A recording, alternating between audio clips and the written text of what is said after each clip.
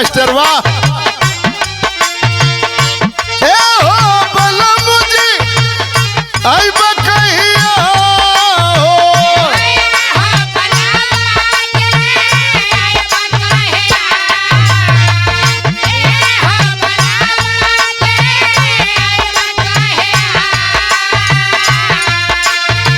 अरे अखिया बिछा के जो ही रही हो,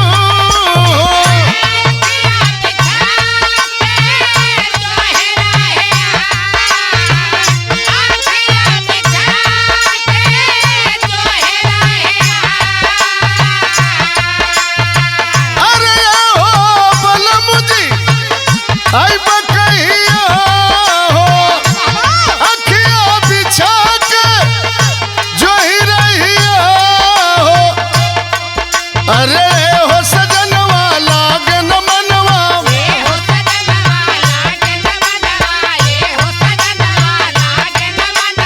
ए हो सजनवा लागे न मनवा, अरे छुट्टिया जईता कियरिया आके कोड़िया जईता।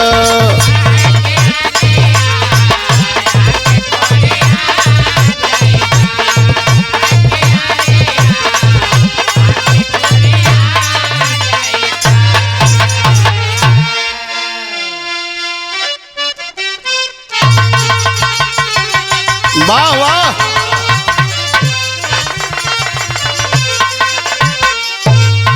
सवारी और गोइया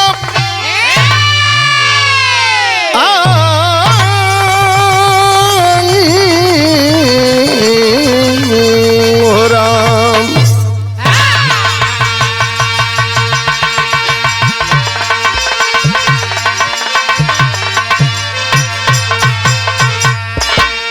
आए मेरे बिरहा सुनने वाले साथियों,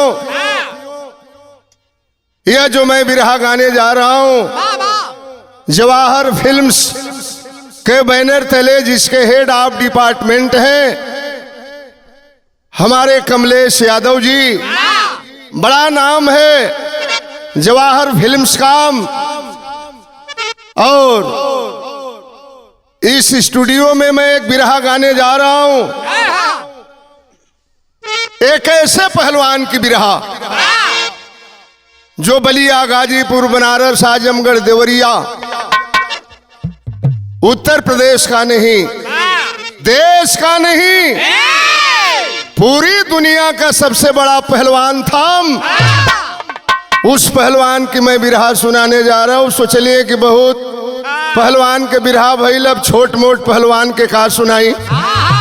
दुनिया का सबसे बड़ा पहलवान जिसको विश्व विजेता का खिताब मिला था, उस पहलवान की बिरहा गाने जा रहा हूं। आइए, 4 लाइन भूमिका में कवि का भाव है।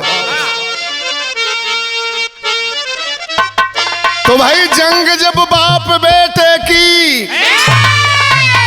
जंग जब बाप बेटे की मिसल सामने आती, व्योम वसुधा के टक्कर सा नजरअंदाज कर जाती।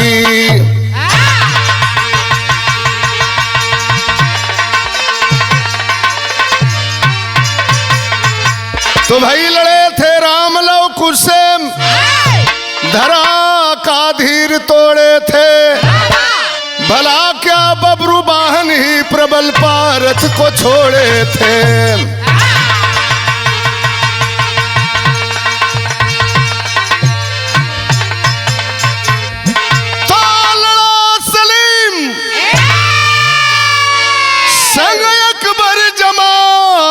मुगले आजम में कहाँ कब किससे कम भोला समर सोहराब रुस्तम में।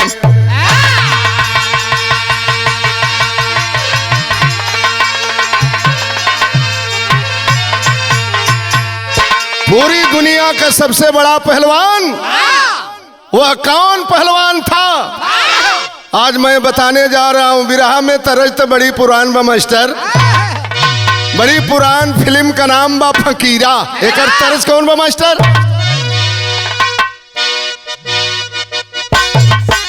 जिया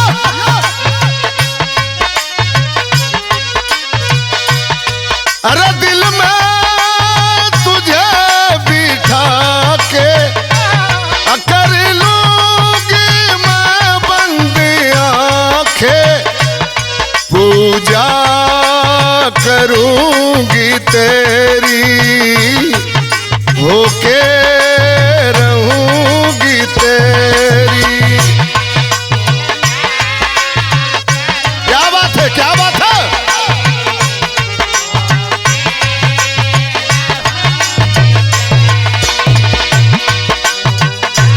बाबा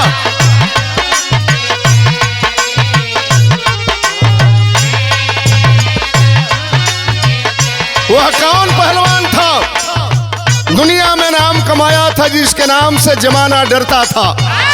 अरे दिल का अरे दिलेर था वो, अरे शेरों में शेर था वो, अरे रुस्तम कहाने वाला, खेताब पाने वाला।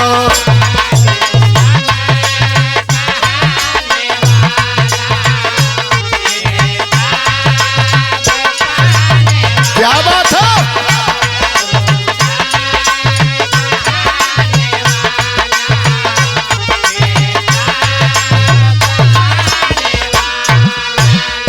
अरे विश्व विजेता वीर रुस्तम पहलवान रहा।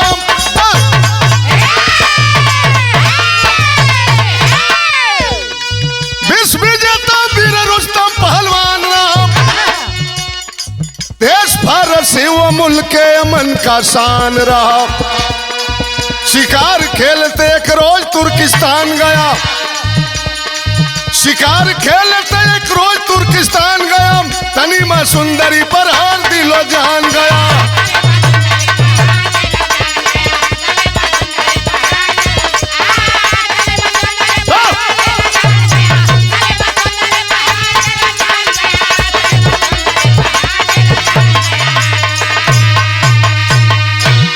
दुनिया का सबसे बड़ा पहलवान जिसका नाम था रुस्तम पहलवान, फारस का रहने वाला था।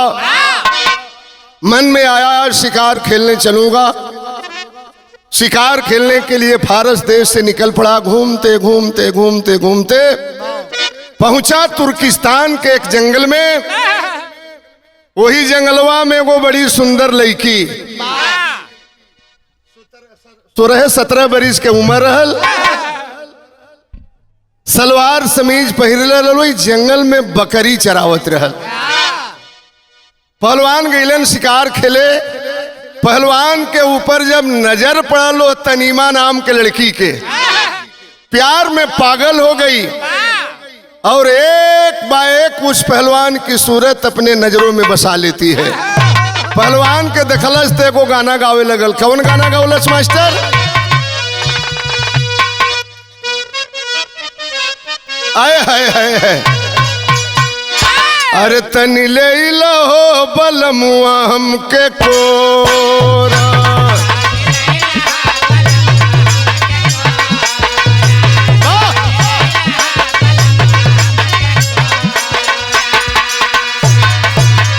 अरे अब ही तमानी हम 16 बरिस के, अरे धीरे धीरे उठ लो कोरा, तनी ले लो बलमुआ हमके कोरा।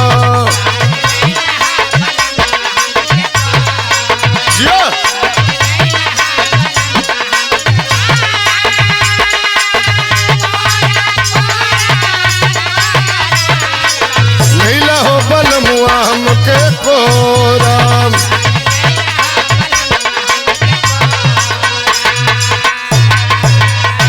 पहलवान नजर घुमा के देखलन कैसन मेहरारू बे, तबे से कोरा कोरा टिकोरा टिकोरा कैले बे।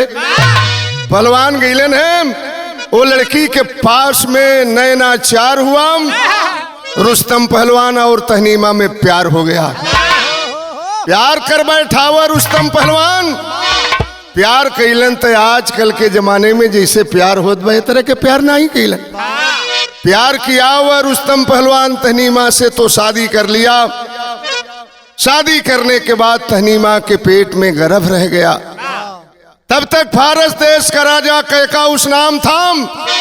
पत्र लेकर के भेजता है कि रे रुस्तम पहलवान, तुर्किस्तान में जाकर शादी करके मौज मस्ती उड़ा रहे हो। इधर देश की आजादी खतरे में है, जरा भी अपने वतन से प्यार है आ जाओ, ये फारस की धरती तुम्हें ललकार रही है। पत्र को पढ़ा है, पत्र को ले जा करके अपनी नई नवेली दुल्हन तहनीमा के सामने पढ़ रहा है और समझा रहा है। तरज कौन बा मास्टर?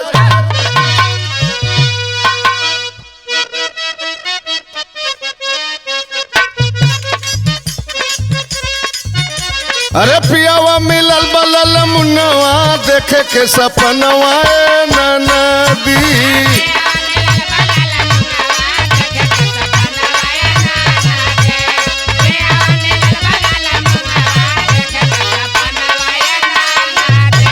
वह पहलवान अपने औरत के सामने पत्र पढ़ रहा है। तहनीमा के आंख में आंसू है। अरे पढ़ल बा चिट्ठी पहलवानवा बोलल बा बचनवा गोरिया।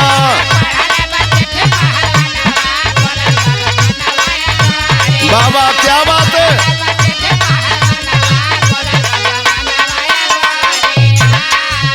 अरे पढ़ल बा चिट्ठी पहलवानवा बोलल बा बचनवा गोरिया। हमके बोलावेला राजनवा बोलल बा बचनवा गोरिया।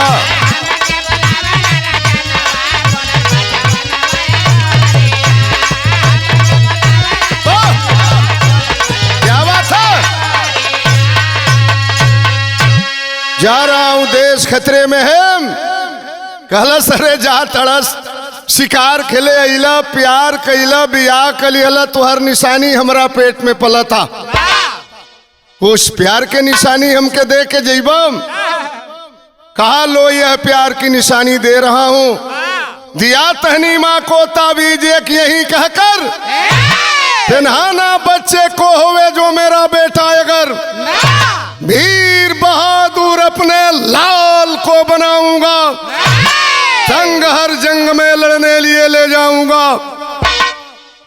ताबीज पहना था, निकाल करके दे दिया अपने प्यारी दुल्हन को। यह प्यार की निशानी दे रहा हूं। बेटी पैदा होगी कोई दिक्कत नहीं है, लेकिन मालिक ने अगर बेटा दे दिया, उसके गले या बाजू में यह ताबीज पहना देना। बेटी पैदा होगी, बेटा से कम नहीं, लेकिन अगर मालिक ने बेटा दे दिया, अपने समान दुनिया का सबसे बड़ा पहलवान अपने बेटे को बनाऊंगा। यह ताबीज दे रहा हूं। भगवान ने बेटा दे दिया, उसके गले या बाजू में यह ताबीज पहना देना। कह करके चला गया फारस देश में। बड़ी बहादुरी के साथ लड़ा, फारस देश की आबरू को तो बचा लिया। इधर तुर्किस्तान में क्या हुआ बिरहा के टेरी में कभी ने भाव दिया है। अरे कफन में इनकलाब छिप गया, तो कफन में इनकलाब छिप गया, लगाए पिता पुत्र अनजाने आ गए मन में, अरे यमन में, अरे यमन में। इधर तहनीमा तन से शेर ही का शेर प्रगटाया, लिखी खत बेटी जन्मी है याद जब जंग का आयाम। इधर बेटी नहीं बेटा रहा, सोहराब नाम थाम, रहा फौलाद का फौलादी सब बच्चे का काम था। इधर तहनीमा के पेट से बड़ा सुंदर होनहार बेटा पैदा हुआ। डर गई वह तहनीमा, सैया कही के गईलन कि अगर बेटा पैदा होगा, दुनिया का सबसे बड़ा पहलवान बेटे को बनाऊंगा। अगर चिट्ठिया में लिख देता नहीं कि तुहार बेटा पैदा भइल बा, आके लइका के लेके चल जी, हम रह जाई बकेले। भेद को छिपा देती है, पत्र में लिखती है कि आपकी बेटी पैदा हुई है। बड़ा मायूस हुआ वह रुस्तम पहलवान। सोच रहा है कि मैंने तो सोचा था कि अगर बेटा पैदा होगा दुनिया का सबसे बड़ा पहलवान बनाऊंगा, लेकिन चलिए मालिक ने बेटी ही दे दिया, कोई दिक्कत नहीं। धीरे धीरे वो बेटवा के नाम रखलस महतारी सोहराब। अपनी बेटवा के पालन पोषण करे लगल और ओकरे मन में इच्छा जगल कि हमार सैया पहलवान हुवन, एहू बेटा के पहलवान बनाई के मर्द और बेटा दोनों के मुराद पूरा करब। कोई जाऊ पहलवान हुआ तो यहू बेटा के पहलवान बनाई। सिलौटी पर बादाम पीस के दूध में फेंट के पियावत बेम। 16-17 बरस की उम्र में एक नंबर का पहलवान हुआ वह स्वरा पहलवान। रोज रोज अखाड़ा पर जात बा, पहलवानी करत बा, अपने वजन के सारे पहलवानों को पटक करके चित कर देता था। एक दिन अखाड़ा पर से लड़के आई जंघिया लिंगोटा वही कान्ही पर फेंकले बा। मतारी खाना बनावत रहल, जाके गोद में बैठ के रोवे लगल, कहला से माई ये इलाका के जितना पहलवान हुआ अखाड़ा पर लड़े बदे जालन, केहू के बाप ले आके जालन, केहू के भाई ले आके जालन, केहू के माई ले आके जाले। आले हम अपनी बाबू के देखली नहीं माई, हमार बाबू कहाँ हुआ, कहीं नौकरी करेलन कि हमार बाबू है दुनिया में ना हुवन। माई के आंख में आंसू आ गए, कहलस बेटा तुम्हारा बाप दुनिया का सबसे बड़ा पहलवान है, तुम्हारा बाप मरा नहीं है, तुम्हारा बाप दुनिया का सबसे बड़ा पहलवान जिसका नाम है रुस्तम पहलवान, फारस के राजा के यहाँ नौकरी करता है। सुना है सुहराम, मेरा बाप दुनिया का सबसे बड़ा पहलवान फारस के राजा के यहाँ नौकरी नहीं करेगा। अरे लगन आई ललन में मुल्क फारस जीत लेना है, पिता रुस्तम को अब फारस का राज्यभार देना है। जंगिया निगोटाम के कसम खैलस माम, मेरा बाप दुनिया का सबसे बड़ा पहलवान फारस के राजा के नौकरी नहीं करूंगा, कल चढ़ाई करूंगा फारस देश पर और वहां के राजा को हरा करके वहां का राजा अपने बाप को बना करके लौटूंगा, तब तेरा असली बेटा कहूंगा।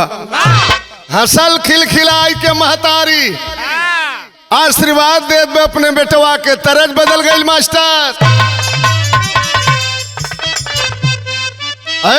है जब जमाना रहल हमरे गुरु श्री काशीनाथ यादव एमएलसी साहब के और स्वर्गीय बेचन भाई के, ओ लोगन की जमाना में गीत गवात रहल, अरे सड़किया सरकारी रे मोर बलमुआ,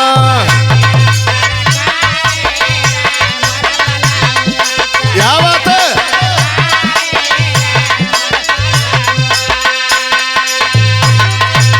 अरे वही रे सड़किया पर अरे कोयरी के बेटा हुआ की बेचेला तरकारी रे मोर बलमुआ।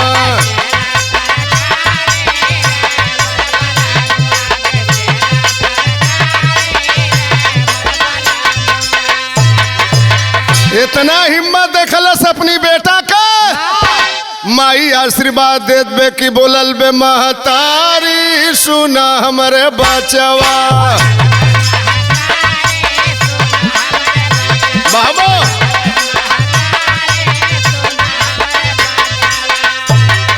अरे चीर के अंगूठवा से खुनवा निकाली, टीका दिहल बाली लारी सुना हमरे बचवा। अंगूठा चीर के खून का टीका ललाट पे लगाती है, जाओ बेटा भगवान तेरी मनोकामना को पूरी करे। तुर्किस्तान से चल दिया वह सोहरा पहलवान फारस देश में, और जब फारस देश में पहुंचा है ऐलान कर दिया, गीत बदल गई मास्टर। है लोग नया नया धुन गावत बा कमलेश भैया, लेकिन वो गीत के कोनो अर्थ नहीं बा। लेकिन देखा पहले के गीतन में और आज के गीतन में कितना अंतर बा। शादी ब्याह में गीत के मेहरारू गाँव में अरे सासु मारे तनवा आई नदिया मारे तनवा, तनवा हई हो मारे ना, तनवा हई हो मारे ना, हमारी आगे के बिटिनी तनवा हई हो मारे ना। क्या बात है।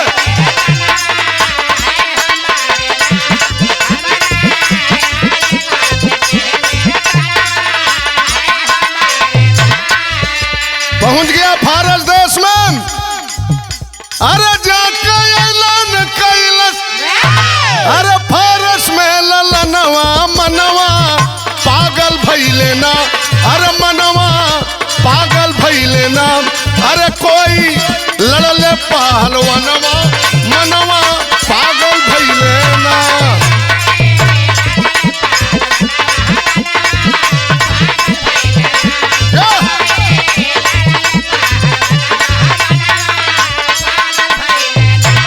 ऐलान कर दिया है कोई फारस में पहलवान तो हमसे जोर की आजमाइश कर सकता है। जितने पहलवान सब फारस के आए, पटक करके चित्त किया हाथ ना मिलो। जितने पहलवान आए फारस देश का, सबको पटक करके अखाड़े पर चित करता गया, चित करता गया।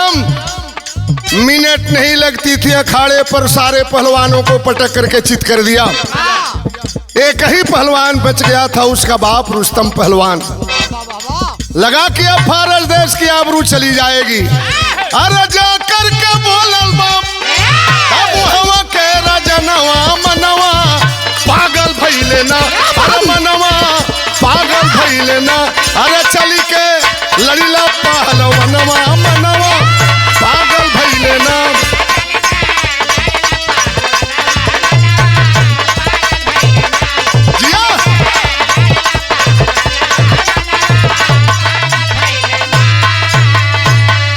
सारे पहलवानों को अखाड़े पर पटक करके चित कर दिया। एक ही पहलवान बच गया था, उसका बाप रुस्तम पहलवान। चेला लोग गईलन, कहलन हे पहलवान, अरे दुनिया के सबसे बड़का पहलवान के पगड़ी ले ले हुआ। एगो आइल बा 16-17 बरिस के पहलवान और चैलेंज कर दिया है सगरी पहलवानन के पटक के चित कर दिया, चला तू ही लड़ला। एक बड़ी अच्छी बात कहा रुस्तम पहलवान, दुनिया का मैं सबसे बड़ा पहलवान हूं, आज चल के एगो लड़का से लड़ लें ये तो नहीं होगा। वहां का राजा कैकाउस नाम था, सोचा कि अब तो फारस की आबरू चली जाएगी। कहा है रुस्तम पहलवान चलो लड़ लो। कहा नहीं लड़ूंगा। कहा तुम्हें 5 लाख रुपया दिया जाएगा, चलो लड़ो। कहा कि 5 करोड़ दोगे तभी नहीं लड़ूंगा। कहावत है कि दोस्ती और दुश्मनी दोनों बराबर वालों से अच्छी लगती है। दुनिया का सबसे बड़ा पहलवान चल के वो लड़का से लड़ जाए। वहां का राजा कैकाउस फंसा लिया अपने जाल में। कहा ऐसे नहीं लड़ोगे, नाम बदल करके तो लड़ाई कर सकते हो। रुस्तम पहलवान कहा ये कैसे हुई। वहां का राजा कहा वो लड़का से लड़े खातिर कि तू ही चल बा, रुस्तमे पहलवान चली है। लेकिन अनाउंसमेंट कराया जाएगा अखाड़े पर कि रुस्तम पहलवान ना हुआ, रुस्तम पहलवान का चेला हुआ, लड़े गई है रुस्तमे। लेकिन अनाउंसमेंट हुई कि रुस्तम पहलवान का चेला हुआ, इनका नाम है चिखुरी पहलवान, चाहे नेऊर पहलवान, चाहे ढेला पहलवान, जो ने समझ ला। इस पर तैयार हो गया रुस्तम पहलवान कि नाम बदल करके लड़ाई कर सकता हूं। अरे मेरे बिरहा सुनने वाले साथियों, बड़ा आपने बिरहा सुना होगा। आज 2 अनजाने बाप और बेटा निंगोटा चढ़ा करके धीरे धीरे अखाड़े की तरफ बढ़ रहे हैं। एक तरफ नौजवानी और एक तरफ ढलती उम्र। लाखों की भीड़ इकट्ठा हो गई। दोनों पहलवान अखाड़े पर चढ़े हैं। लड़ाई शुरू होने के पहले सोहरा पहलवान के दिमाग में एक बात आई। फारस के सारे पहलवानों को तो मैंने पटक करके चित कर दिया, बड़ा जोशीला पहलवान, ढलती उम्र है। जरा पूछ लो इस पहलवान से कि आपका नाम रुस्तम पहलवान तो नहीं है। दोनों की आंखें मिली है। बोल पड़ा सोहरा पहलवान है। पहलवान रुक जाओ, हमें शंका हो गई है कि आया आपका नाम रुस्तम पहलवान तो नहीं है। रहला तो रुस्तमे पहलवान कहलन बे नादान छोकरे, रुस्तम पहलवान से लड़ने का सपना देखो। रुस्तम पहलवान दुनिया का सबसे बड़ा पहलवान है। हम रुस्तम पहलवान का चेला है, हमारा नाम चिखुरी चाहे नेउर चाहे ढेला जौने समझ ला। सोच गया वह सोहराब पहलवान की मेरा बाप नहीं है, ये मेरे बाप का चेला हो सकता है। जरूर इस लड़ाई के मैदान में मेरा बाप बैठ करके मेरी कुश्ती देख रहा होगा। ऐ मेरे मित्रों, दो अनजाने बाप और बेटा अखाड़े पर चढ़े, हाथ मिला, सलामी देगी। आज लड़ाई शुरू होने जा रही है। आल्हा में कभी ने भाव लिखा हुआ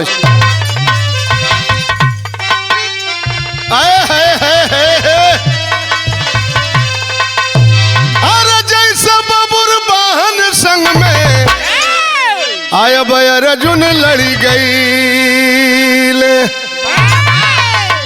अरे जैसे मकर ध्वज से लड़े हो हनुमान, अरे जैसे मकर ध्वज से लड़े हो हनुमान, अरे वैसे सोहराब संग में रुस्तम लड़ी गई। अरे बलवा में रहले दोनों एक ही समान, अरे करता समर में बीतल सारा दिनावा, आ दूसरा हो दिन भिड़ी गईले नौजवान। अरे चारा चले ना कोई करनावा में, अरे पश्चिम डूबी गईले सूरज भगवान। लड़ाई शुरू हो गई, लड़ते लड़ते लड़ते लड़ते शाम हो गई। लड़ाई के मैदान में न बाप पीछे हटा न बेटा पीछे हटा। दूसरे दिन भी बराबरी पर कुश्ती रही। सोचने लगा रुस्तम पहलवान की, अरे मैंने जिसको नादान एक बालक समझ बैठा था, आज जंगे मैदान में मेरा छक्का छुड़ा दिया। अरे समझ हसियार लेकिन शेर मिली गई। अरे लजिया के बाद सोचे रुस्तम पहलवान। दूसरे दिन भी बराबरी पर कुश्ती रही। तीसरे दिन वहां का राजा कैकाउस ऐलान कर दिया कि जब अखाड़े की लड़ाई से कोई फैसला नहीं हुआ तो तीसरे दिन तलवार की भी युद्ध हो सकती है, तलवार की भी लड़ाई हो सकती है। तो अनजाने बाप और बेटा तीसरे दिन अपने अपने हाथ में कटारी लेकर के कूद पड़े लड़ाई के मैदान में। कटार की भी लड़ाई में न बाप पीछे हटा न बेटा पीछे हटा। सोच गया रुस्तम पहलवान की अब झूठ नहीं बोलूंगा। कहा कि अबे लड़का, 2 दिन तो मैं तुमसे झूठ बोला था, लेकिन कान का पर्दा खोल करके सुन लो। अरे अपना ही नाम ले रुस्तम दहाड़, अरे नाम सुन पिता का हो मगन सोहराब। कहा कि मेरा नाम रुस्तम पहलवान है और मैं ही दुनिया का सबसे बड़ा पहलवान हूँ, दिल खोल करके लड़ाई कर लो। है। सोचा सोहराब पहलवान कीता हमार बाबू हूँ, झूठ बोल के हमसे लड़ाई करत रहलन। 16 बरस के बाद मेरा बाप मिला है, तो अपनी बाबू से लड़ी की गले से गले मिल जाई। अरे हथवा से उनकी कटार छुटी गई। अरे नैना बंद करी जैसे देखेला ख्वाब। सोहराब के हाथ से कटारी छूट गई। बड़ी मुद्दत के बाद मेरा बाप मिला है, अपने बाप को गले से लगा लूं। जो ही हाथ बढ़ाया अपने बाप को गले से लगाने के लिए, अरे तौले रुस्तम मार देने सीने में कटरिया। अरे चुभल बे कटरिया सिकम दरम्यान। अरे आह करके बचवा गिरल बा धरती पर। अरे सिकम पकड़ के बच्चा बोला है बखा। अरे जाही दिन पिता मोरा रुस्तम जानी पई है, ताही दिन जालिम तो हर बाची ना पारा। जो ही हाथ बढ़ाया मिलने के लिए, मौका पाया हुआ रुस्तम पहलवान बगल से खींच करके कटारी कचकचा करके मार दिया। सोहराब के कलेजे में गिर गया धरती पर, कटारी को हाथ से पकड़ा है। कहा कि अबे धोखेबाज पहलवान, मेरे बाप के नाम पे झूठ बोल करके मेरे सीने में कटारी मारे हो ना। सुन ले नीच कमीना गद्दार पहलवान, मेरे बाप का नाम रुस्तम पहलवान है और मेरा बाप दुनिया के किसी भी कोने में होगा और जान जाएगा कि उसके बेटे को मारने वाला तू है रे जालिम। मेरा बाप तेरे सीने में कटारी मार करके अपने बेटे का बदला जरूर चुकाएगा। कहा रुस्तम पहलवान के बे लड़के, तुम्हें ज्यादा बोलने की आदत बन गई है। कौन सी तेरे पास सबूत है कि तू रुस्तम का बेटा है? कहा कि अबे धोखेबाज पहलवान, कौन सी तेरे पास सबूत है कि मैं रुस्तम का बेटा नहीं हूं? कहा रुस्तम पहलवान कि मेरी औरत तहनीमा ने चिट्ठी लिखा था कि आपकी बेटी पैदा हुई है, यही सबूत है। मेरा कोई बेटा नहीं। कहा कि मेरे पास भी सबूत है, जिसको देख लेगा मेरा बाप रुस्तम पहलवान दुनिया के किसी भी कोने में होगा, जान जाएगा कि मैं उसका बेटा हूं। क्या दिखाया? अरे तहनीमा के दिहलऊ तबिजिया देखवल कि गोदिया में लकरो में रुस्तम पहलवान। जो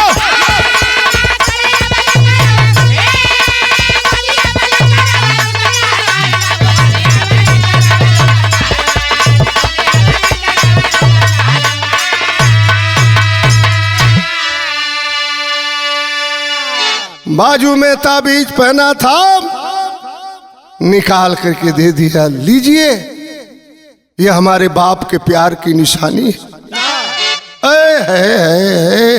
अधमरे खून से लथपथ अपने बेटे को गोद में लेकर के रो रहा है रुस्तम पहलवान। जो प्यार की निशानी मैंने तहनीमा को दिया था, ये तो बहुत बड़ा धोखा हो गया। यह मेरा बेटा है। आज मेरे बेटे को गोद में लेकर के रो रहा है रुस्तम पहलवान। रो रो करके एक बात कहता है, आखिरी लाइन है, अरे रोवा वीर रुस्तम अब पीटल छतिया, अपनी हथवा से गंवाली रे जीवन के छतिया।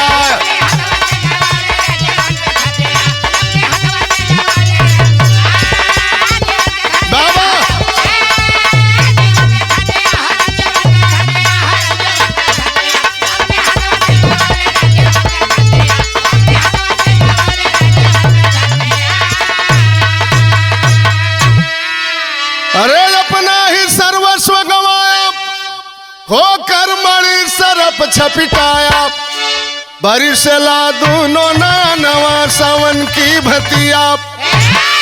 सोचा मेरे आंखों के सामने जब मेरा बेटा मर रहा है, मैं भी जिंदा नहीं रहूंगा। निज खुद कसी करन वो चाह, लेकिन सोहराब कहा भरिया है। आत्महत्या से ना होई बाबूजी जीवन की गतिया। उसी कटारी को लेकर के रुस्तम पहलवान सोचा मैं भी मार करके मर जाऊं।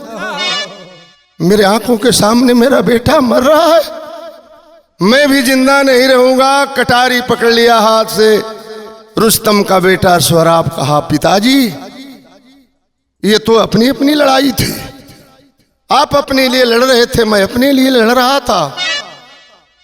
एक बात नोट कर लेना पिताजी, बहादुर आदमी कभी आत्महत्या नहीं करता। आप लड़ाई के मैदान में बहादुर निकले। अगर यही जानना चाहते हैं तो मेरी एक बात सुन लीजिए। पिताजी पुत्र शोक को सही, भारत देश के लिए ही जिंदा रहिए।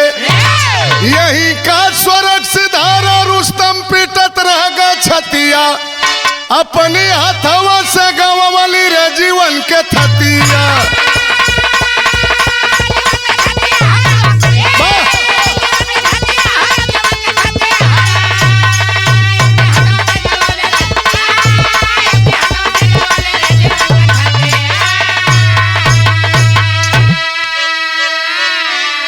पिताजी आप बहादुर निकले, जिंदा रहिए और बेटे के मौत का एहसास। यही कह करके रुस्तम के गोद में वह सोहराब उसका बेटा दम तोड़ दिया। अपने बेटे को कंधे पे उठाया है वह रुस्तम पहलवान। कहा गया कि दुनिया में बाप के लिए सबसे भारी बोझ क्या होता है, तो बूढ़े बाप के सर पे जवान बेटे का जनाजा। आखिरी लाइन में कवि का भाव है, कुसुम परा गुरजद्दू देव बाला पूज्य हमारे, गंगा काशी तेजन के संग सुरंदर रंग पसारे। अरे कफन में इनकलाब छिप गया, पाते कवि भोला जी जथर सजन में, कफन में इनकलाब छिप गया। सजन में हो कफन में इनकलाब छिप गया। सजन में हो कफन में